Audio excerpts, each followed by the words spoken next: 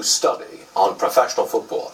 96% of former players who donated their brains to science after they died testing positive for a disease linked to concussions.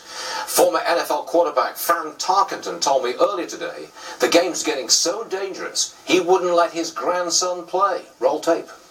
My son just took his son out of football. I would take my son out of football. It's too dangerous. And it's getting worse.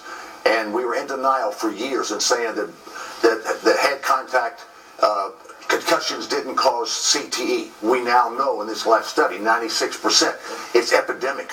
That's Fran Tarkenton, one of the greats. Joining us now, another Hall of Famer, quarterback Joe Theismann.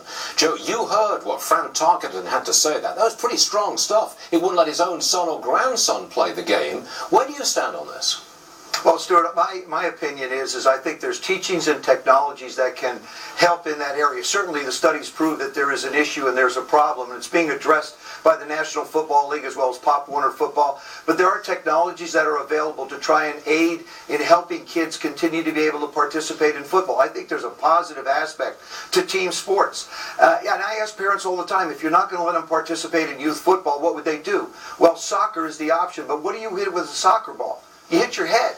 And so when you really start to look at the elements that are a part of the concussion situation, it's a very complex, very unique situation. I would encourage my children, my grandchildren, to play football. But I would also be concerned about the teaching of the techniques and the technology that's available to protect them. So it's something that I don't think will go away, but it certainly warrants an awful lot of discussion. Well, what about changing the equipment, specifically the helmets? Fran Tarkenton made the point that today's helmet is like a missile, and you can launch yourself at somebody else and really do some damage because of the nature of the helmet. He suggested, why don't you go to leather helmets? I believe that's the way it was many, many years ago. And some people suggest, why don't you go the way of rugby? Not many concussions in rugby, and yet you've got no padding and no headgear whatsoever. But do you think maybe that a change in equipment is coming and that might help the game?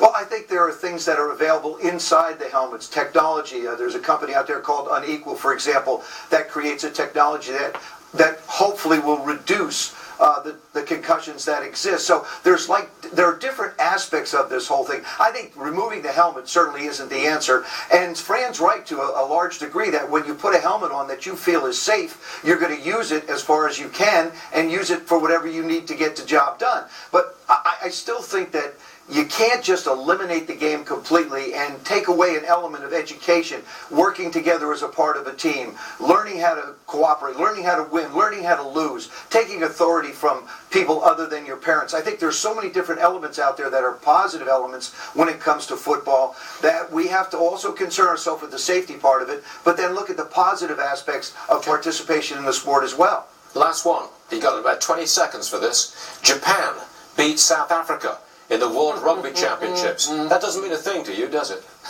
No, it really doesn't, to be honest with you. Where you been, Joe? Where you been? Joe Theismann, everybody. We respect and admire you. Thanks for being with us, sir. Appreciate it. Thank you.